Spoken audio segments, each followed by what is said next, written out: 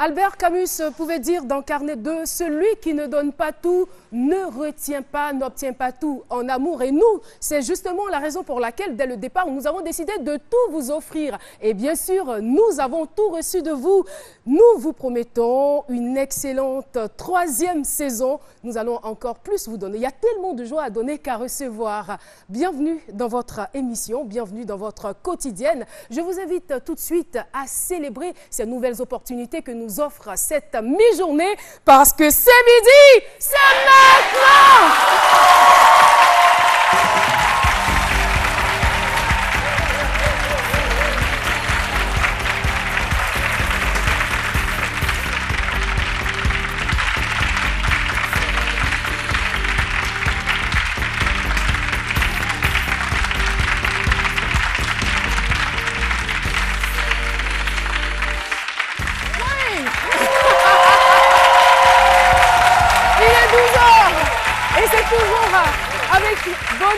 Avec grand bonheur, avec joie que nous égrenons ces 52 minutes de bonheur, ces 52 minutes de joie de vivre, bien évidemment, avec notre public. Eh oui, eh oui, ça se passe. Alors, je viens de voir quelque chose de très particulier à l'écran, toutes de rouge vêtues. Elles sont magnifiques, elles sont belles. On peut applaudir ces filles qui sont là. Eh bien, merci en tout cas d'être venus. Et si l'occasion nous le permet, on vous arrachera quelques mots. Venez de temps en temps nous voir. Ça change un peu quand même l'aspect de ce beau studio. Merci de votre présence. Et autour de cette table, je ne vous ai pas oublié, vous êtes tous beaux et belles, hein, c'est vrai. Quand même. Alors, je le disais, autour de cette table, vous avez encore d'autres beautés. Juste à ma droite, elle, c'est Jessica Bomba. Ouais, Jess. Oh là là, elle est toute émue. Fais ton discours. C'est avec beaucoup d'émotion. On attend le discours de Jessica, oui. Merci, les mots me manquent. Les mots te manquent, hein? Tu sais pas quoi dire. Bon, t'as vu, le décor est planté.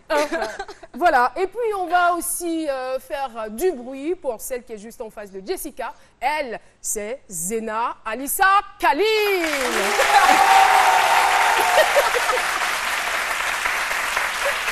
Alissa, oui, Caroline. Ça va, toi tu ne pleures pas, non, mais tu fais plutôt ta belle. Je me sens trop belle ce matin. Oh là là, oh là là, oh là là. Excusez-moi. C'est frais. Et ça va chauffer. Ça va chauffer. J'adore. Elle me suit. Je suis par terre.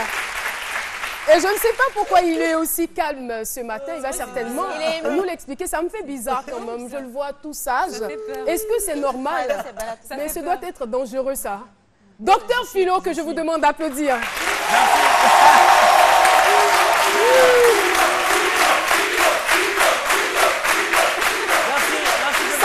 Ça t'inspire? Ça m'inspire et puis voilà, je profite pour faire mon beau aussi parce qu'elle faisait sa belle aussi. Je fais mon beau et puis je suis très heureux d'être là, public, vraiment, vous êtes formidable. Mais je vais vous donner un conseil avant d'entamer véritablement cette émission, dire que dans la vie, il ne suffit pas seulement de tout savoir, mais il faut savoir où tout se trouve. Et tout se trouve ici à ce midi. Il y a la bonne humeur, il y a la gaieté, il y a la beauté, il y a l'infidélité. Bon, non.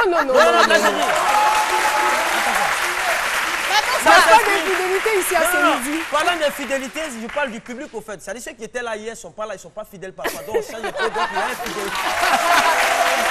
Il sait toujours rattraper les choses. Hein? Oui. Alors, on va tout de suite aborder un autre chapitre de cette émission. Et vous entendez la musique, je vais vous demander de vous lever, on va danser ensemble.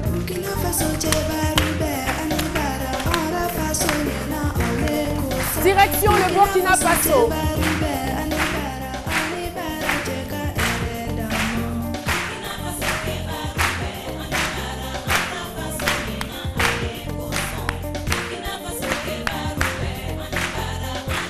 Alissa, tu danses pas?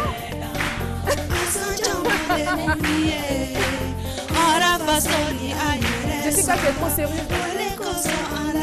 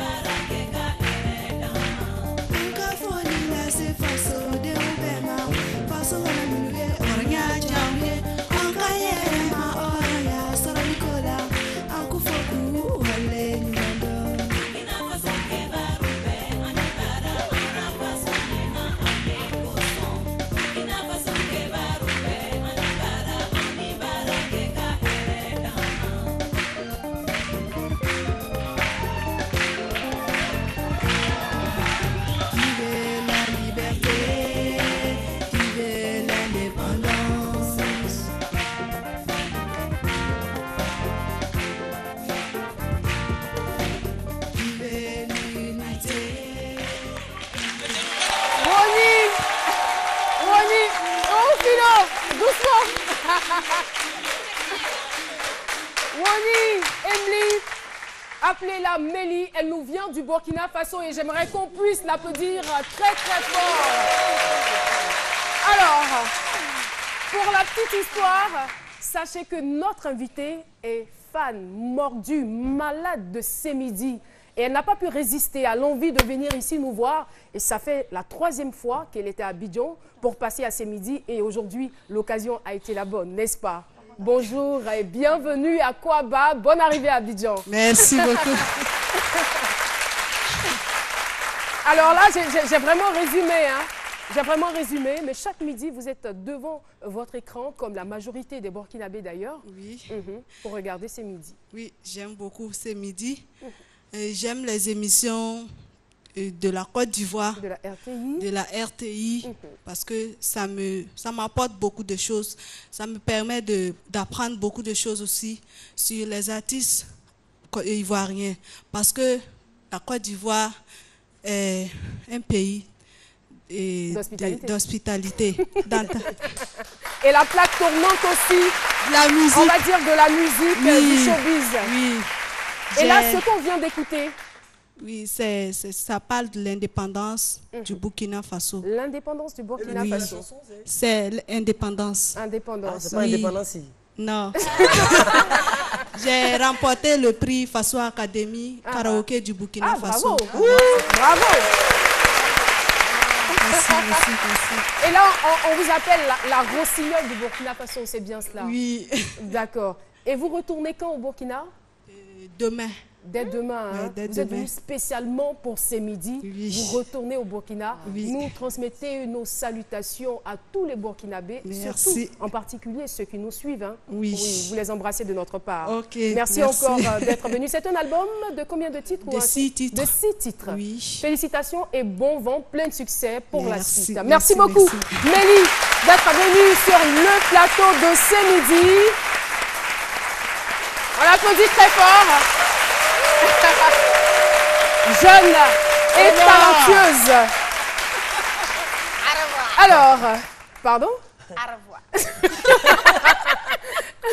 Voilà, alors on va démarrer, vous le savez, chaque jour ici on a quand même le thème du jour avec un invité témoin et j'aimerais démarrer de façon très spéciale par un poème que nous connaissons. Mon père à moi, mon père aimé, plutôt ça commence par mon père aimé, il y a quand même longtemps, hein, je Oh, l'ai il y a appris longtemps. ce poème en classe de À CE2. l'époque de Tinou va à l'école, il prend son sac dans sa poche, il a récupéré à la récréation, il joue avec ses amis. Waouh. Oui, ça Respire, peut... respire, respire, respire. Non, à l'époque, il n'y avait pas trop de virgules dans la pièce. Et ça donnait cela. Mon père aimé, mon père à moi, toi qui me fais bondir sur tes genoux comme un chamois.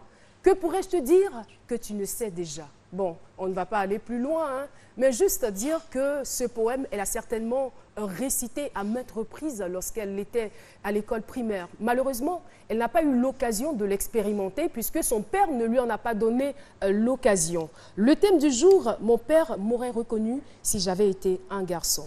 Je vous laisse tout de suite en compagnie de Dr Philo pour son analyse. Ouais, c'est midi. Philo. C'est midi vraiment avec ce thème vraiment. Mon père m'aurait reconnu si j'étais un garçon. Franchement, c'est un thème. Vraiment, c'est une situation déplorable. Oui, c'est déplorable parce que l'enfant ne demande pas à naître, mais c'est nous qui allons le chercher. Et l'enfant, quand il vient, il faut l'accepter tel qu'il est. C'est pourquoi, en matière de façon professionnelle, étant docteur, on appelle ça double impact conjugal. Ça veut dire quoi? Ça veut dire que le père, c'est un double, je peux le répéter. Je dis on parle de double impact conjugal parce qu'il a nié et renié son propre enfant, sa propre progéniture. Et c'est déplorable, comme je le dis d'habitude, c'est déplorable. C'est pourquoi je déteste un peu, souvent quand les gens sont dans le foyer et puis ça discute. C'est-à-dire quand la femme est enceinte et puis le mari est là, moi je veux que ce soit garçon, elle est là, je veux que ce soit femme. Puis ça discute, je veux que ce soit garçon, ce soit femme. Il y en a même qui vont même jusqu'à se disputer même pour ça même. C'est-à-dire, si femme qui est dans toi, si tu fais femme comme toi là, tu ne rentres pas dans ma maison ici. C'est quoi? Ça n'aboutit à rien en fait. Et puis je déplore aussi certains propos de certains diététiciens qui disent que l'enfant, si tu veux avoir femme, il faut manger, il faut laper beaucoup de sauce, il faut faire l'amour à 2 h du matin où le temps est doux. Ça arrive. Oui, les gens le disent. Les gens le disent. Mais il y a ce genre de débat, les gens le disent et puis bon, souvent aussi, il y a des superstitions qui le font aussi parfois. Voilà. Parfois, quand on est en train de discuter, si on parle d'Aloussène, tu sais qu'il apparaît, tu sais. On dit, oh, tu vas faire un gros garçon. Tu vas faire... Donc lui, il garde à faire de gros garçons là dans sa tête jusqu'à quand sa femme fait un enfant. Il dit, c'est pas mon enfant. Toujours, on me disait que je vais faire un gros garçon. Et je crois que ça arrive. Et c'est déplorable. Moi, c'est que je peux dire que... Merci, public. Je peux dire à cette fille-là, à cette demoiselle, notre appel à témoin d'accepter la vie est ainsi faite, de se dire qu'on a tous un père commun qui est Dieu. Et puis elle aussi, ça peut être ça, ce refus-là, le fait qu'elle soit régnée par son père, son géniteur. Il pouvait s'en prendre à lui-même aussi, hein, parce que dans la médecine, on dit que quand les spermatozoïdes sont inondés de chromosomes X ou Y, par conséquent, on peut c'est le spécialiste, bien évidemment. Philo, voilà. Philo, laisse-moi te dire que toute la direction de la RTI et l'équipe de ces midis te remercie. C'est moi qui vous remercie de me donner l'opportunité d'étaler mes connaissances. Je m'exprimer comme il le faut. Franchement, c'est nous qui l'avons provoqué. Il étale ses connaissances. Merci beaucoup, docteur Philo. Le sexe d'un enfant est-il important pour vous? La question fut posée hors de ce studio. Voici donc les réponses en images. Le sexe d'un enfant n'est pas important pour moi. Ce que Dieu me donne, je prends. C'est important, surtout pour vous les hommes, là, c'est important. Parce que les hommes, quand tu fais, par exemple, tu fais 4 filles, qu'il n'y a pas de garçons dedans, il va te dire, mais c'est tes femmes seulement tu sais faire. Alors que tout, c'est la volonté de Dieu. C'est Dieu qui donne. Donc, le sexe d'un enfant, là, c'est important pour un couple. Le sexe d'un enfant n'est pas important pour moi. Moi, je prends ce que Dieu me donne parce que l'enfant, on ne le choisit pas. C'est la volonté de Dieu. Donc, on n'a pas à choisir entre le sexe, que ce soit féminin ou bien masculin. Un enfant est un enfant.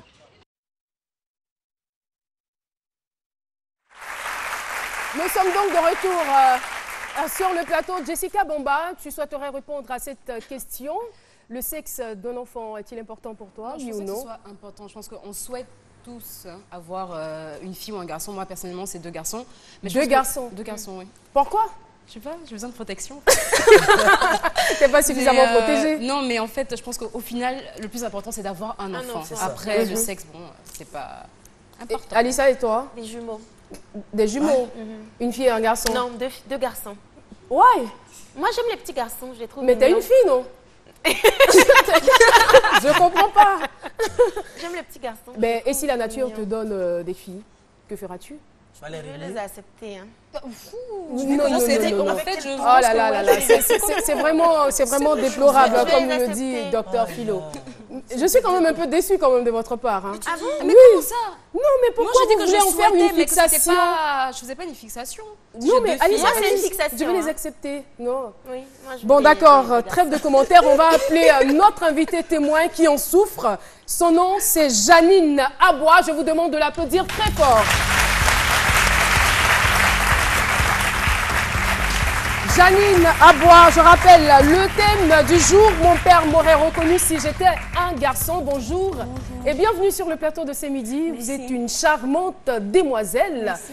Et franchement, je me dis, votre papa, est-ce qu'il vous a vu? Est-ce qu'il vous a bien regardé? Alors, Janine, l'histoire démarre donc en 1994, date de votre naissance. Que vous a-t-elle dit votre maman à propos des circonstances dans lesquelles vous êtes venue au monde?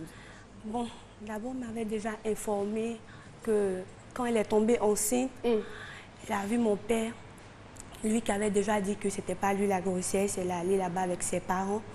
Il a aussi dit à ses parents... Donc, de façon systématique, dès le départ, il a refusé la grossesse. Dès le départ, il a refusé la grossesse. Donc, 9 mois après, elle a accouché.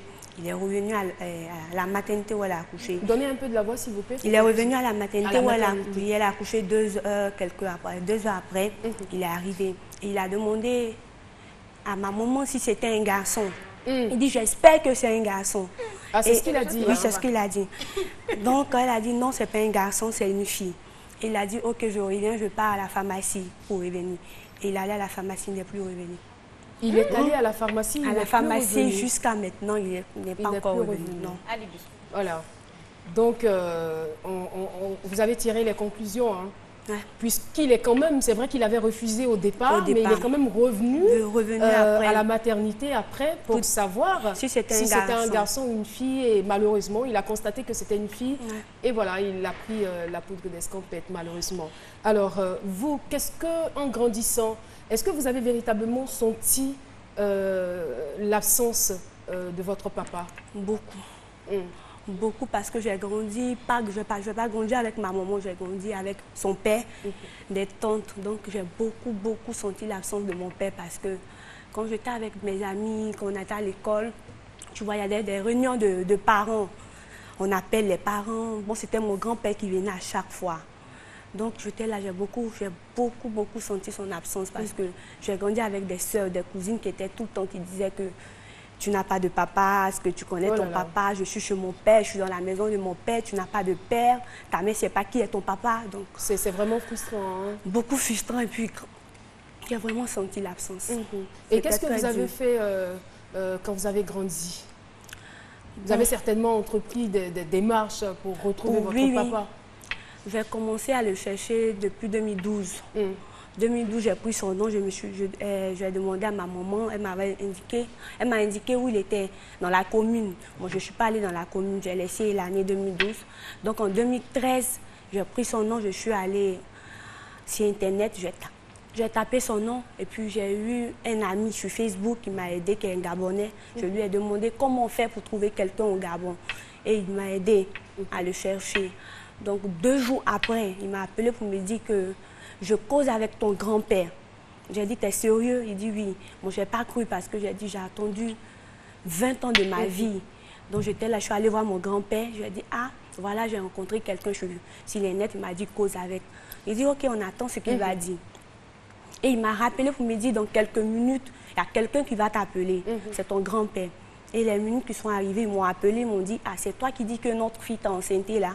Notre fils. Notre fils. Je dis non, c'est pas à la femme, mais c'est à la fille que vous parlez. Il dit, ok, que tu connais mon fils, je lui ai donné le nom. Il dit, d'accord. Qu'est-ce qu'il venait faire en Côte d'Ivoire? Je lui ai dit, il était étudiant, il venait en tant qu'étudiant. J'ai commencé à expliquer, il a dit, ok, que son neveu en déplacement, dès qu'il arrive, ils vont l'appeler. Donc quand son neveu est arrivé, ils l'ont appelé. Le lendemain, il m'a appelé. Quand il m'a appelé, dès que j'ai pris son appel, c'était « Pardon, ma fille, que je suis venue te chercher, mais malheureusement, je ne t'ai pas trouvée. Donc, je suis retournée au pays. » Et ça vous a certainement réconforté. Hein? Oui. Mais je me suis dit, bon, s'il a reconnu déjà, donc c'est déjà bon.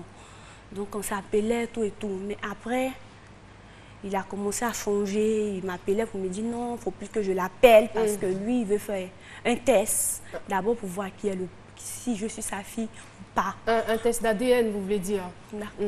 Donc, il a demandé que... Janine, Janine, je ne sais plus quoi vous dire. C'est pas facile. Hein. Je pensais que le public allait vous encourager par des applaudissements. Je suppose qu'ils sont tout aussi émus. Janine, moi je pense que les choses vont changer à partir de maintenant. Parce que beaucoup de situations ont changé. Il y a des familles qui se sont réconciliées à travers cette émission. Et cette émission est suivie partout. C'est sûr que de là où il est, votre papa aura l'information et saura à quel point vous l'aimez. C'est bon? On peut garder espoir? Je peux compter sur vous pour la suite de l'émission? On peut continuer, ça va? Jessica, s'il te plaît, on peut changer de place parce que j'ai... Alors là, je sens que Janine ne va plus pleurer. Ça va accepter. Il ne faut pas accepter. Là, tu contamines sa folie. Mais déjà, de sa place, il est parvenu à lui arracher un sourire. Ça peut aller, Janine, on peut continuer. On peut continuer. Donc voilà, donc c'est là que vous êtes séparés. Vous ne l'avez jamais rencontré? Si. À quelle occasion? Il venait accompagner une équipe congolaise ici en Côte d'Ivoire. Il m'a appelé un mois après pour me dire qu'il vient le lendemain. À 16h, il sera en Côte d'Ivoire. D'accord. Donc il est venu, on l'a rencontré. On l'a rencontré, c'est-à-dire avec votre maman? Avec ma maman. Il a reconnu ma maman, ils ont parlé, tout ça. Mais dites-moi, avant d'aller plus loin, c'était quoi vos sentiments, les sentiments qui vous animaient quand vous vous retrouviez pour la première fois face à votre géniteur? J'étais très, très contente. Oh là là, quand je et ça l'ai se vu, sent.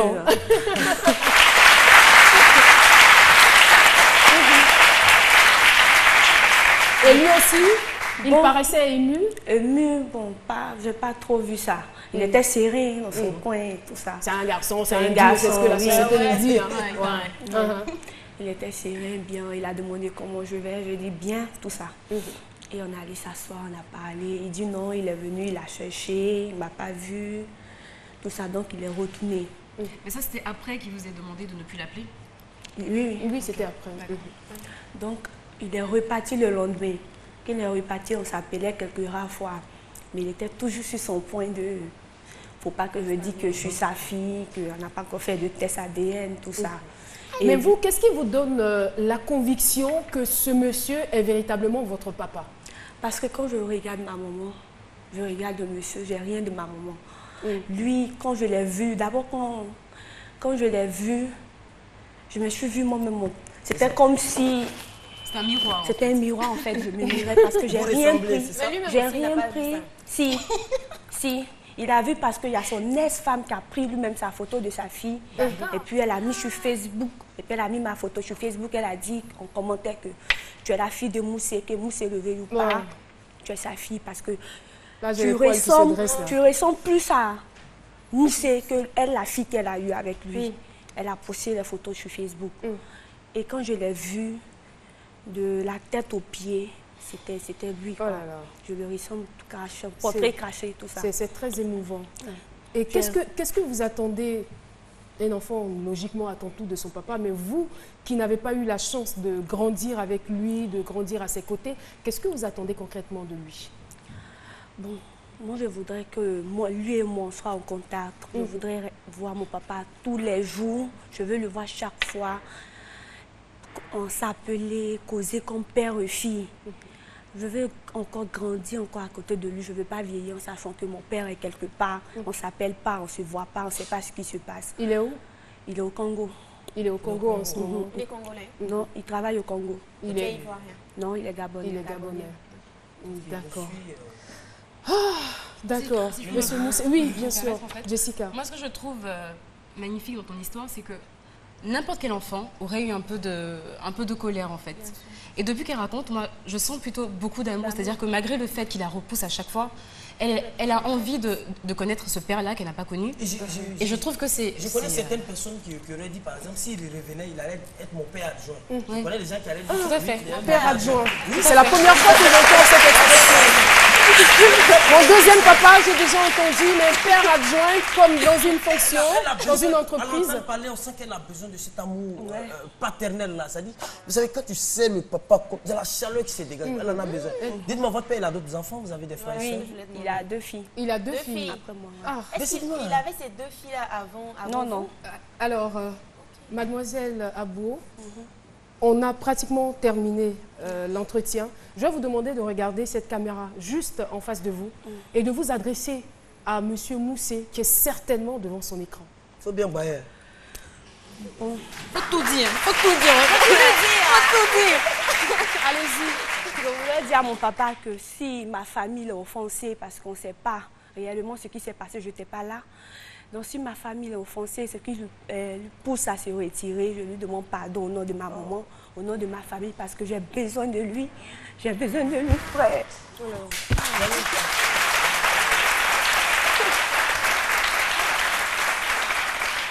J'ai besoin qu'il soit là parce que j'ai ma maman qui est malade.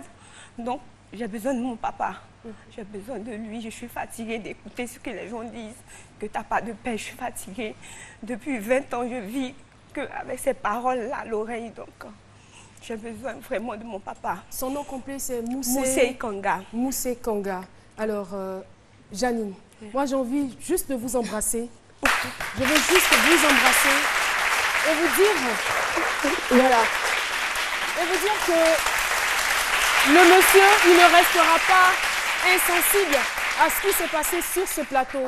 On vous remercie. Merci d'être venu rendre ce témoignage. Merci. Il est émouvant, il est édifiant et tout ce qu'on vous souhaite, c'est de retrouver papa. Mais dès que vous le retrouvez, appelez-nous. Nous, on aimerait le voir, on aimerait le recevoir. Monsieur Moussé, votre fille vous aime et nous, sans vous connaître, nous vous aimons aussi. Quand vous la regardez, vous savez que c'est votre fille. Alors appelez-la, elle a besoin de vous pour être équilibrée, elle a besoin de vous pour être épanouie. C'est très important. Merci et on salue tous les Gabonais. On est ensemble les Gabonais. C'est l'heure de la pub. C'est midi revient juste après.